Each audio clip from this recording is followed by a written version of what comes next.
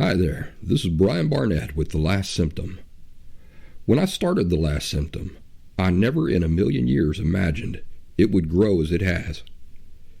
In these early shows especially, audio quality was often iffy, and there were references to services or online groups that are outdated and no longer in use. Great improvements have been made. Where should you go for all of the most up-to-date resources that I offer? TheLastSymptom.com is my permanent website full of free resources where everything is always up to date and that I encourage you to refer back to often. There are also a few modest paid resources at TheLastSymptom.com. These support my efforts and have allowed The Last Symptom to exist for as long as it has. These include one-on-one phone conversations with me, one-on-one Zoom video calls with me, and perhaps most importantly, the Last Symptom Fundamentals course, which is a 2-week, intensive, pre-recorded online video course that is far superior to things like DBT. The Last Symptom has a flourishing YouTube and Rumble channel where I publish regular orange slices, which are condensed video insights of 5 or 10 minutes in length. If you're just now discovering The Last Symptom, welcome. I hope you will find every insight and resource you need here for authentic and permanent recovery from emotional disorders such as borderline personality disorder. Now on to the show. Brian Barnett is just a regular guy. He's not a doctor. He has no legal license in any field of mental health nor emotional health. Brian Barnett merely shares the insights he has gained from his personal experiences for anybody who may choose to use such information as they individually and personally choose, while accepting full responsibility for their own individual thoughts, feelings, and behaviors.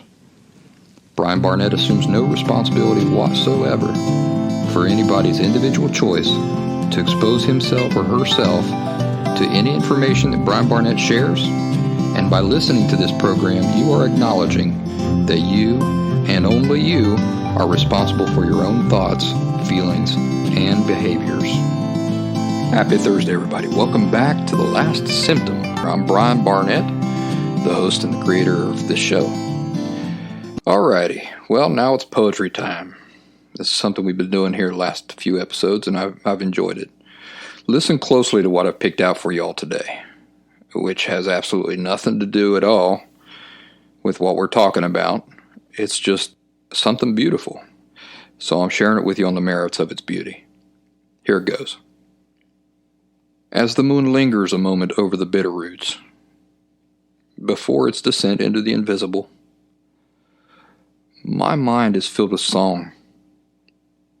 I find I'm humming softly, not to the music, but something else, some place else, a place remembered. A field of grass where no one seemed to have been except a deer, and the memory is strengthened by the feeling of you dancing in my awkward arms. A place remembered by Norman MacLean. A river runs through it. A River Runs Through It, my favorite all-time movie and an excellent book. If you haven't seen or read it, I recommend both. The movie was directed by Robert Redford, stars a very young Brad Pitt and an even younger Joseph Gordon-Levitt. So many parallels in that movie with my life growing up. Just every time I see it, it's like my brother and I are playing the main parts. All right, time to get into the meat and taters of today's program. Is it possible to recover from borderline personality disorder without hitting rock bottom? What I can tell you is that I personally would never have so much as begun to explore the possibility that I had an emotional disorder, much less ever recovered from it, had I not experienced the phenomenon known as hitting rock bottom. Here are some of the reasons why I can't say for a certainty that this holds true for everybody. All of these, by the way, are going to get me in trouble. Every one of these reasons that I give you are going to get me in trouble. They're going to get me in trouble with somebody. With the feminists, with the atheists, with everybody. So don't go anywhere. Just hear me out. And if you disagree with it, that's fine. That's fine. There's no reason to get upset.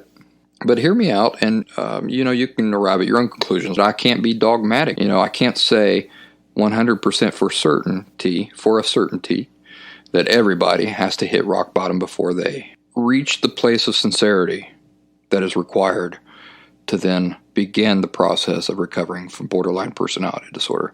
That's what we're talking about. When we talk about hitting rock bottom, what we're talking about is reaching a place where you have no choice but to then evolve into a place of sincerity. That's what we're talking about, sincerity, genuineness, and approach. So the thing about recovery is that anything less than 100% genuineness is bound for failure. No matter what you do, you might as well just be twiddling your thumbs and not doing anything until you reach a place of genuineness, sincerity in your approach to recovery. Hitting rock bottom is what accomplishes that for almost everybody. Hitting rock bottom takes your choice out of the equation. It's when you reach a place where, it's sink or swim at that point. What are you going to do? Are you going to die either by suicide or by destructive behaviors that will kill you? Or suddenly is your sincerity going to kick in and you're going to say, all right, I'm sick of this. I'm sick of this. I can't do this anymore. Something's got to change. Something has got to change. And at that point, a person then approaches recovery with a sincerity that they've never had before. Genuine sincerity. Well, in most people, in the natural course of things, if you don't hit rock bottom and you've always got a way out where you can keep partying or being unfaithful or abusing your money, spinning your money into the ground, or acting like an unhinged fool toward everybody and still retain some friendships.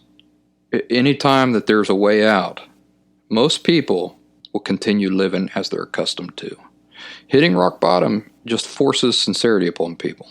It forces sincere self-examination and approach. So that's what we're talking about. Now, are there people who can reach that level of sincerity in their approach to change without suffering the terrible losses that hitting rock bottom requires, or, by nature includes? Well, let's see. Number one, women, more so than men, are by nature more inclined to explore their psychology. And not only this, but they often do it with a sincerity and a receptive mind that is rare. They are more inclined to read self-help books and check their horoscopes. And what's interesting is that women don't simply have the tendency to do this for themselves, but many even do it to try and figure out the internal gears of others they have an interest in. I know this from firsthand experience. So this makes me wonder if certain women with borderline personality disorder, without hitting rock bottom, could experience the necessary epiphanies and therefore the sincere, authentic approach required to recover. So women are overwhelmingly more inclined to go to a therapist or buy a self-help book in the first place. I have 2,500 people in my education group, overwhelmingly female. By nature, men will never entertain the idea that they have a reason to see a therapist, much less go to one. It's just hardwired into us. What is typically a man's first experience with a therapist? It's a couples counseling scenario to appease a wife or a girlfriend. My point here is that men cannot be reflected in statistics and areas of study in which they refused to participate. So what do the studies reflect? Do they truly reflect that more women have borderline personality disorder? No, they don't. At best, these studies only reflect one thing: that more women than men go to psychologists and therapists. That's it. So I assure you that borderline personality disorder is not a woman's disorder. God, the stupidity of the professional community sometimes really gets my goat. Here's another reason I can't dogmatically say that all people must hit rock bottom in order to begin authentic recovery from borderline personality disorder. Religion. Now, while there certainly is no shortage of cringeable hypocrites within religion, many people who have never been spiritual or God-fearing begin to study the Bible, and this has a profound, astonishing effect on them. There are thousands of examples, people I would have no trouble whatsoever pulling up autobiographies on, who have done complete 180-degree turns in their life. These are not superficial changes I'm talking about, but profound, real, complete changes of personality. And many of them are not compelled by misery. That's an important point. They're not compelled by their losses. In other words, they're not at the end of their rope. They're in the middle of their rope of a lifestyle, living and doing pretty well. When they're introduced with some ideas, which something inside of them grabs a hold of and makes them want to learn more, and they make real, complete changes in personality at that midpoint, not compelled by misery, but compelled entirely by what they learn, and a newly discovered sincere desire to have a relationship with their Creator. Many of these people go to inspiring, hard-to-believe measures to clean up their lives and eliminate deeply, deeply entrenched behaviors and lifestyles in order to meet the requirements that they believe are necessary to please God. And this is happening every day, and clearly they are achieving profound change as unbelievably difficult, or more difficult than, recovering from borderline personality disorder. And all of this without ever having to hit rock bottom first. So, people can scoff at this if they want to. Truly, you can feel however you want to feel about it. But there's no shortage in documentation about this. Anybody at any time could look up this information and be met with 1,000 trillion gajillion examples of people who this has happened to.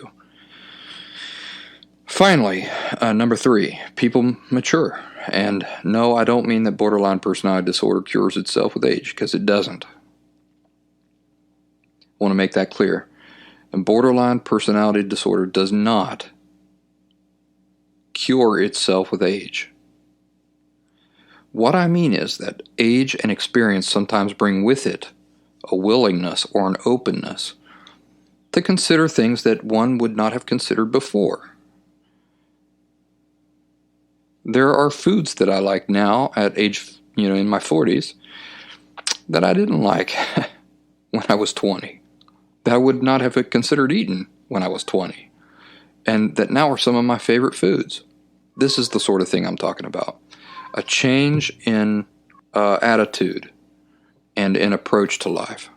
So, a man who would never in his life have considered exploring his inner wiring. I know you're in a bad way, buddy. Yeah, I know. So a man who would never in his life consider exploring his inner wiring might one day become curious. Maybe he could be shocked into some epiphanies by what he finds there. I think this is probably unlikely, but I can't entirely rule it out. Because like I said, this is a subject I can't be dogmatic about. So these are just a few of my thoughts on the subject. As I say, I personally needed to hit rock bottom, and I believe that in many cases, it's a necessary ingredient required for true recovery. Certainly, nobody who shields a loved one from experiencing hitting rock bottom is demonstrating true selfless love toward that individual.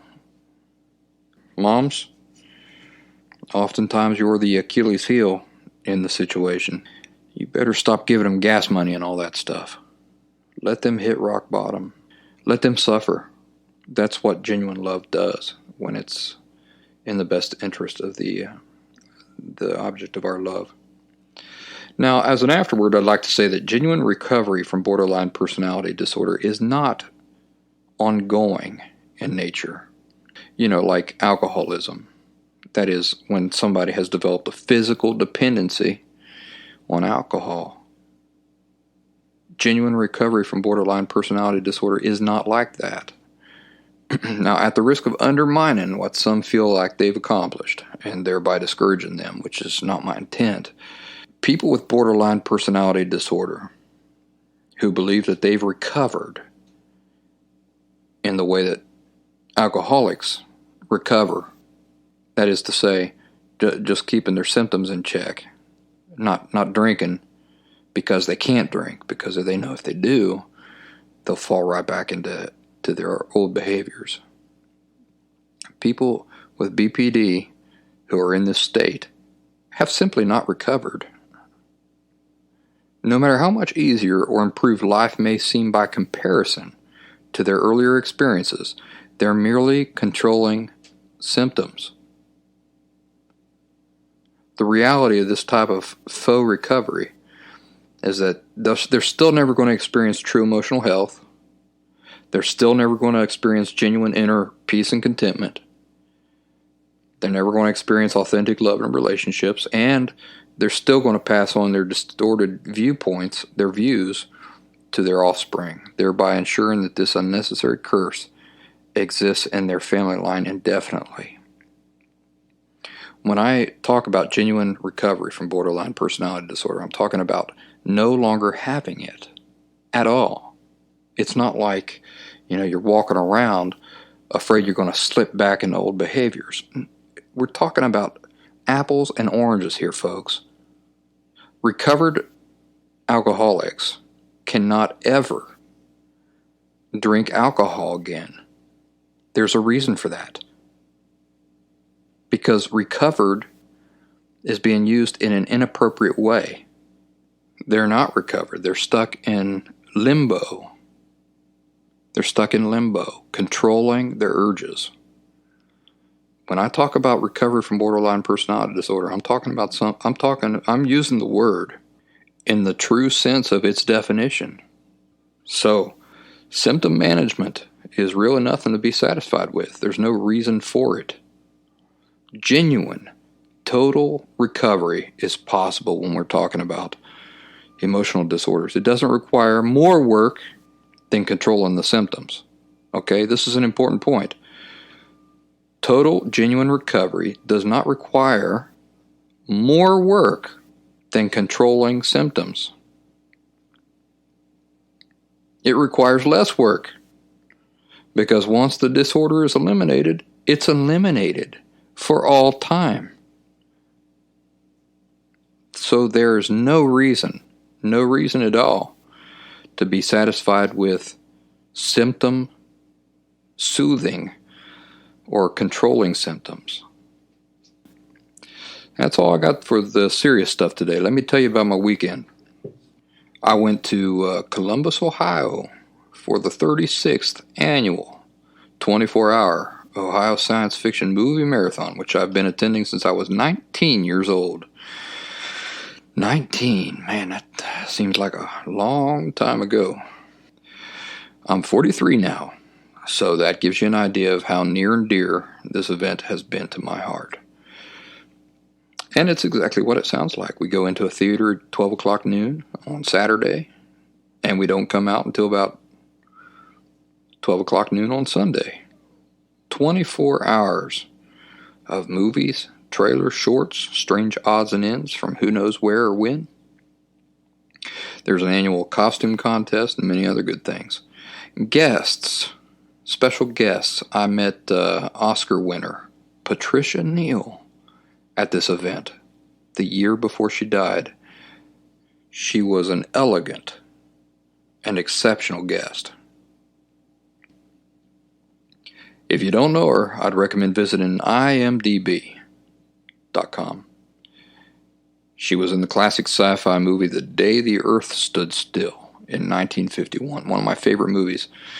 But she won her Oscar for the movie HUD with Paul Newman in 1963, and not for supporting actress.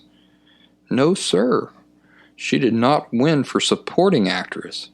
She won for Best Actress that year in 1963, and I got to meet her.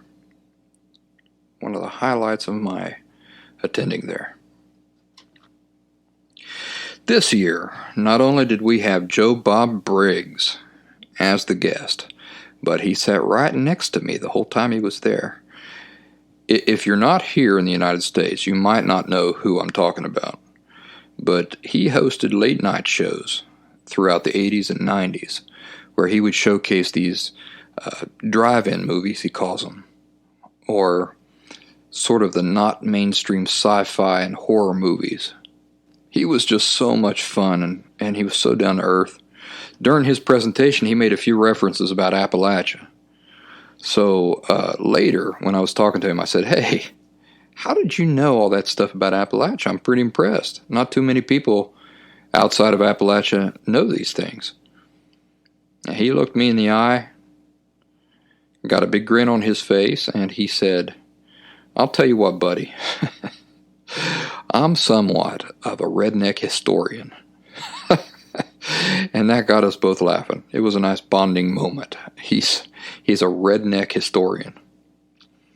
Anywho, I hope your weekend was as good as mine. What I'd like y'all to do is get in touch with me and give me some feedback about something, all right? So I've got a special assignment for you. You may have noticed that the last several episodes of the podcast have been getting much longer in length than what you had been used to up until about episode 35 or so.